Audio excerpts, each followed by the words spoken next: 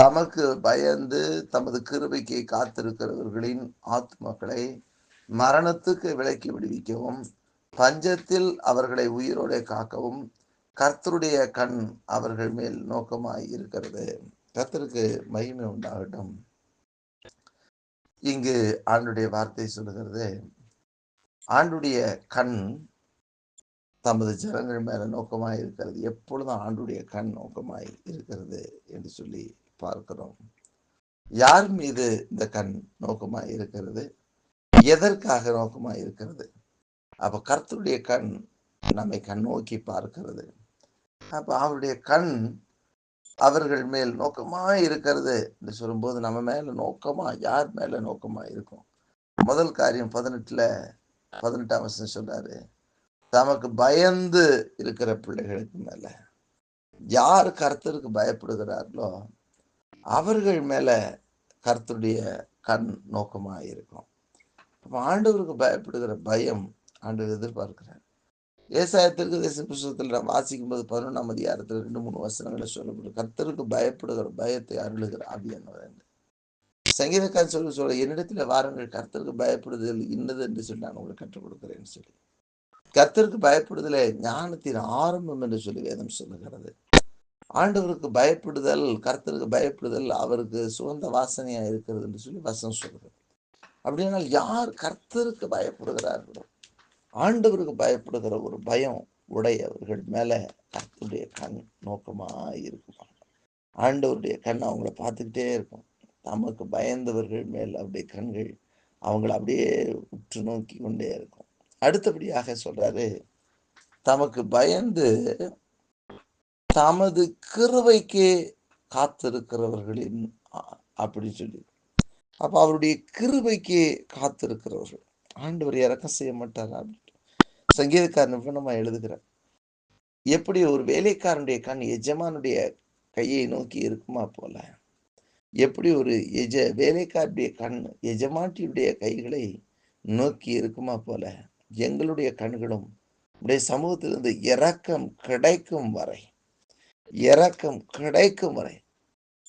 நோக்கமாய் இருக்கிறது என்று சொல்லி அங்க சங்கீதக்காரன் எழுதுகிறதை பார்க்கிறோம். அப்படியானால் ஆண்டுடைய இரக்கத்திற்கு, ஆண்டுடைய கிருபைக்கு அப்படியே எதிர்பார்த்து காத்து கொண்டு இருக்கிறவர்களாக இருக்க வேண்டும். ஏனென்றால் ஆண்டுடைய கிருபைக்கு முடிவே கிடையாது. ஆண்டு கிருபை ஆகவேதான் சங்கீதக்காரன் சொன்னார், கர்த்தர் நீ நல்லவர், உடைய கிருபை என்றும் உள்ளது என்று சொல்லி. அன்றைக்கு மோசேயை ஆண்டவர் சந்திக்கும் போது ஒரு சத்தம் உண்டாகிறது, எவன் மேல் கிருபையா இருக்க சித்தமா இருக்கிறேன், அவன் மேல் நான் கிருபையா இருப்பேன் என்று சொல்லி. எவன் மேல் இரக்கமாக இருக்க சித்தமா இருக்கிறேனோ அவன் மேல் நான் இரக்கமாக இருப்பேன் என்று சொல்லி. ஆகவே 2வது ஆண்டவருடைய கிருபைக்காக காத்து இருக்கிறது. ஆண்டவரே எப்படியாவது என் மேல கிருபையாயிரும். ஆண்டவருடைய கிருபைக்காக காத்து இருக்கிற பிள்ளைகள் யாரெல்லாம் தேவ கிருபையை சார்ந்து கொள்ள வேண்டும். ஆண்டவரே நீர் எனக்கு மேல் இரக்கமாயிரும், உங்க இரக்கம் தான் எனக்கு வேணும் அப்படின்னு சொல்லி தேவ சமூகத்தை காத்துக்கிற, தேவ சமூகத்துல இரக்கம் கிடைக்கிறவர், ஆண்டுடைய சமூகத்துல காத்திருக்கிற பிள்ளைகளுக்கு ஆண்டுடைய வார்த்தை சொல்கிறது, அவங்க மேல கர்த்தருடைய கண் நோக்கமா இருக்கிறது. அப்ப எதற்காக அப்படி ஆண்டவர் தமக்கு பயந்து அவருடைய கிருபைக்கு காத்திருக்கிறவர்கள் மேல அவங்க கண்ணு நோக்கமா இருக்குதான். அதுல சொல்றாரு பாருங்க, 18 பின்னாடி சொல்றாரு, காத்திருக்க ஆத்துமாக்களை மரணத்திற்கு விலக்கி விடுவிப்பதற்காக. ஆண்டுடைய கண்ணு ஏன் இந்த பயந்தவர்கள் மேலையும் கர்த்தருடைய கிருபைக்கு காத்து இருக்கிறவர்கள் மேலையும் நோக்கமா இருக்குதுன்னா, முதல்ல வசனம் சொல்லுகிறது, அவர்கள் ஆத்துமாக்களை மரணத்திற்கு விலக்கி விடுவிப்பதற்காக. ஆண்டுடைய கண்ணு நம்ம மேல நோக்கமா இருக்கிறதின் முதல் காரணம், எப்படியாவது இவன் ஆத்மா நரகத்துக்கு தள்ளப்பட்டு போயிடக்கூடாது, இந்த ஆத்மா மரித்து போய் விடக்கூடாது. வேதம் சொல்லுகிறது, பாவம் செய்கிற ஆத்மா சாகும் என்று சொல்லி, பாவத்தின் சம்பளம் மரணம் என்று சொல்லி ஆண்டவர் நம்மை பாவத்திலிருந்து விடுவிப்பதற்காக ஆண்டுடைய கண்ணோக்கமா இருக்கிறது.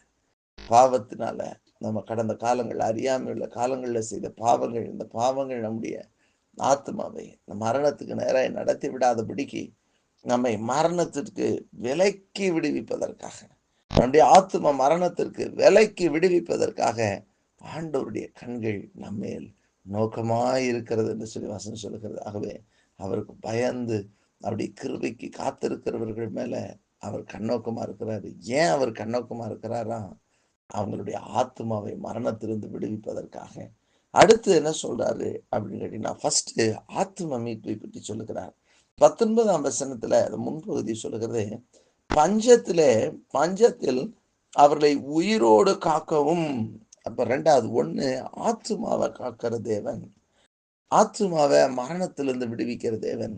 2வது பஞ்சத்துல நம்மை உயிரோடு வைப்பதற்கு அப்படின்னா, இந்த உலகத்திலே வரக்கூடிய கொடிய தரித்திரத்தின் பொழுதும் கர்த்தர் நம்மை உயிரோடு வைப்பதற்காக, பஞ்ச காலத்துல பஞ்சம் வந்தாலும் ஆண்டவர் நம்மை உயிரோடு காக்கிற தேவன்.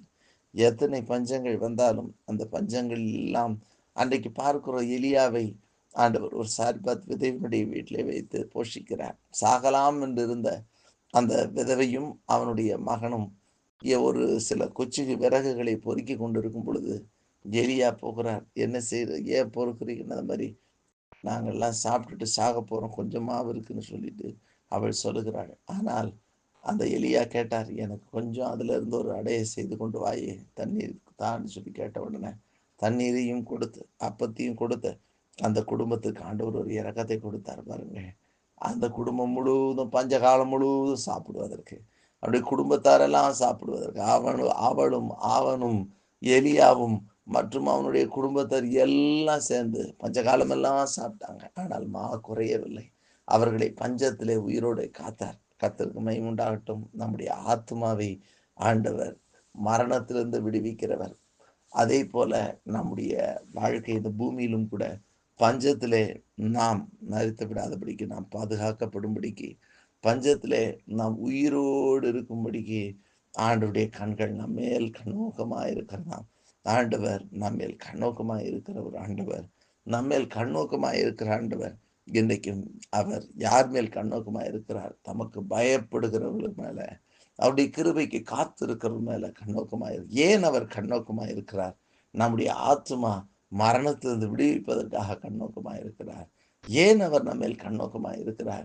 நாம் பஞ்சத்திலே நாம் பிழைத்திருக்கும்படிக்கு, நாம் உயிரோடு இருக்கும்படிக்கு ஆண்டவர் நம் மீது கண்ணோக்கமாக இருக்கிறார். இஸ்ரவேல் ஜனங்கள் மேல் கண்ணோக்கமாக இருந்தவர் பஞ்ச காலத்திலும் கூட யோசேப்பை கொண்டு நிறைவான தானியங்களை கொடுத்து அவர்களை அழிந்து போகாதபடி பாதுகாத்தார்.